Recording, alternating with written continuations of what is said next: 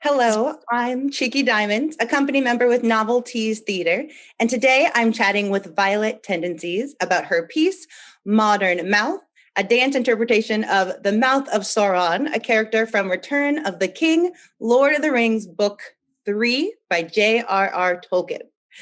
Violet Tendencies was a founding member of the Strip Screwed Burlesque and currently brings grit and glamour to Seattle stages as one half of the Dark Violet Productions with Knox Falls.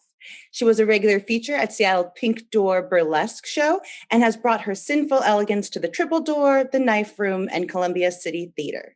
Her lustful performances combined with her wanderlust has brought her to the Vancouver International Burlesque Festival, Minneapolis's famed Pink and White Ball, and the Movers, Shakers, and Innovators Showcase at the Burlesque Hall of Fame in Las Vegas. Please welcome Violet Tendencies. Thank you so much for having me. Yeah. So I want to make sure, did I pronounce that correctly? The Mouth of Sauron, as I say right? Okay. So why did you choose this book? Because if I'm right, it's book 3. Yeah. So I inherited The Hobbit and the Lord of the Rings trilogy, of which The Hobbit's the prequel, from my mother when I was about 11 or 12. And I've read the whole series almost every year in its entirety since. So it's definitely a fast favorite. I love the movies. This particular character was cut out of the main movies, but is in the extended editions. And I really like the way that Peter Jackson handled the character. And as I was, when we talked about doing this series for Novelties, it was during the Trump administration. Things were looking pretty dire.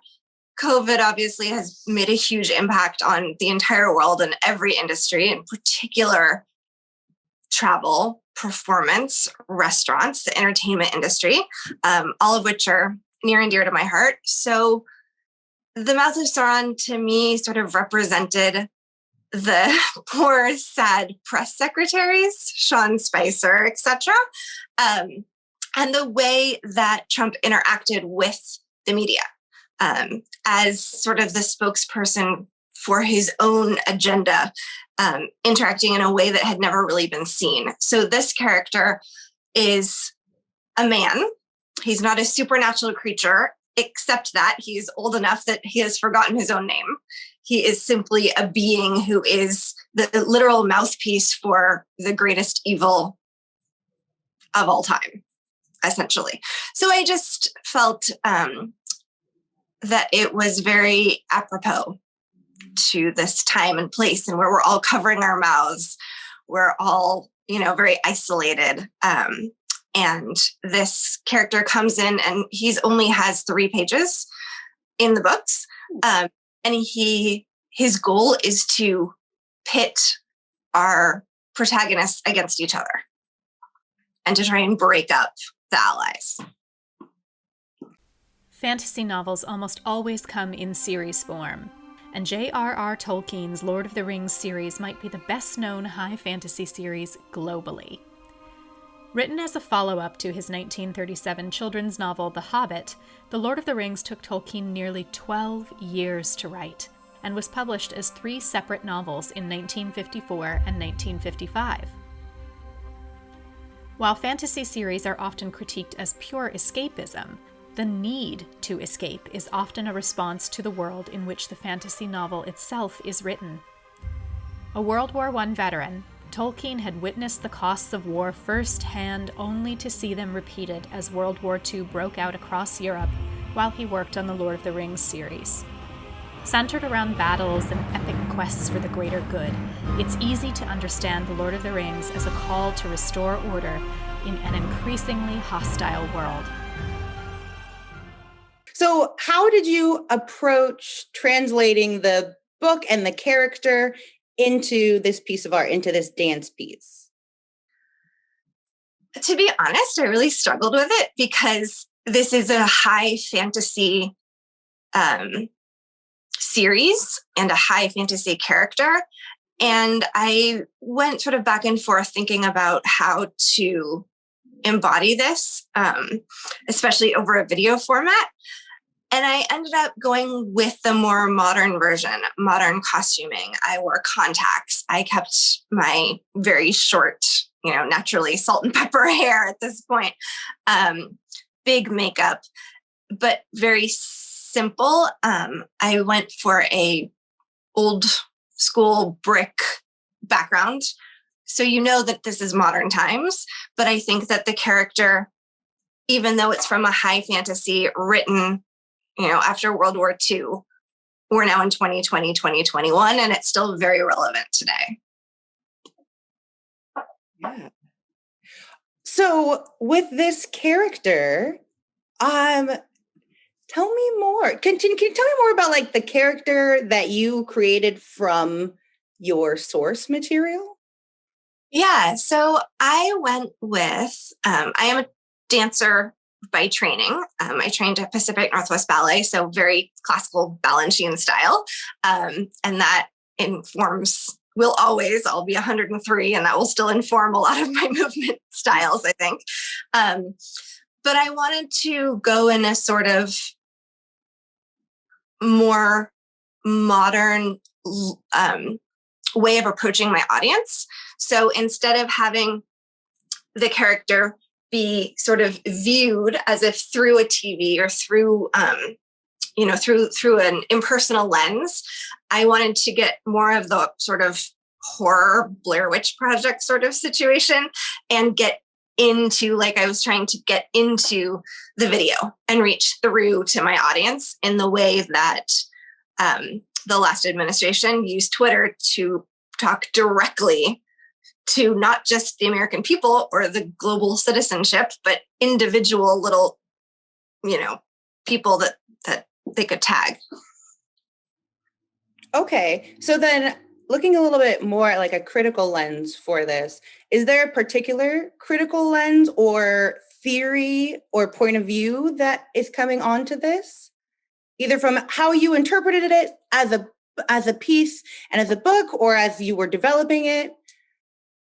I think there are, one of the things that I love about Lord of the Rings in particular is the real hero is the gardener.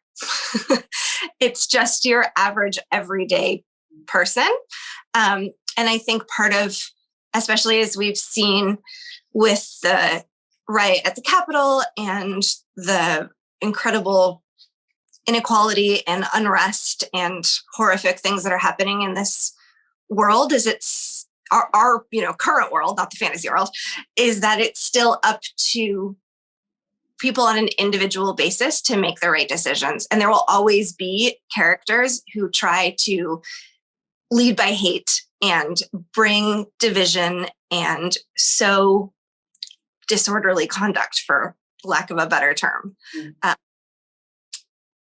And so there will always be, it's not always as black and white and easy as good versus evil, but that struggle is always going to be there with all of the nuances. Yeah. Thank you. Thank you so much. All right. So with that, we will take a moment to watch your piece.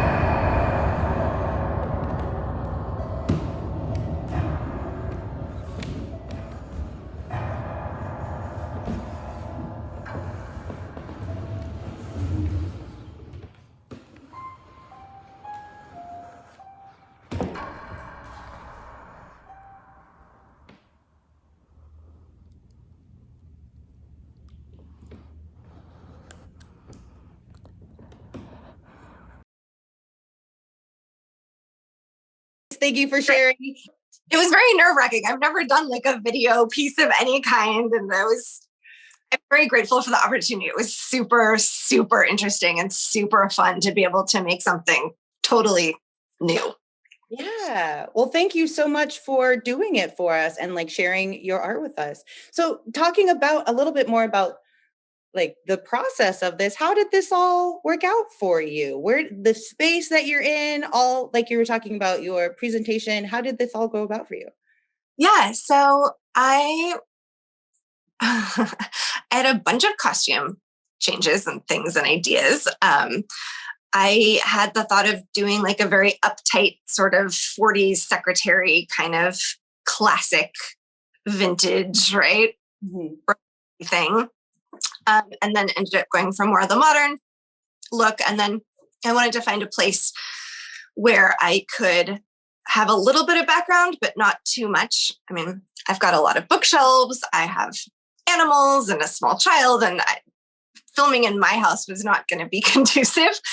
So there's a fabulous studio space quite close to my house, the Greenwood Studio, and they have this fabulous old brick wall. So I went in there, very low tech, black lights, some red bulbs, and just went for it. And I chose music that made me feel unsettled. Ooh. I liked that I didn't like it. And I liked that the music made me like a good movie soundtrack, right? It put me on edge. And that was what I was going for. So. Oh, that's awesome. Okay. So thinking about this character, so how do you feel this character would feel about your interpretation of them, or how the author of this book would feel about your interpretation of this character? I have no idea how Tolkien, but I find it a fascinating thing to ponder. Wanted to write a mythology of sort of the British Isles, because unlike, a lot of the Norse mythology, the Roman mythology, West African mythology, the British Isles didn't have that sort of cohesive story process and characters. So he kind of set about making that. And I think that he would be into it. Actually, I think he'd be really interested in the video aspect of it. The character himself would want to go right through the screen and sit there and berate the watcher until they were crying on the ground. So we don't have that technology yet. All right. So my last question for you is, what food or drink would you pair with this experience? So I actually thought about that. I would pair scotch. Again, going back to the mythology of the British Isles, I would pick a really, really small cask, extremely peaty, smoky, tastes like feet and mushrooms, very dirty scotch. On the rocks, no ice, no water. Yes. All right. Well, thank you for that suggestion. Pleasure. Thank you so much for being a part of this with us. And I really appreciate you taking the time to interview with me today. Thank you so much, Cheeky. It's been an absolute pleasure. And I really appreciate the opportunity that Novelties is giving, not just to myself, but to all of the other artists out there who are working on pieces for this series.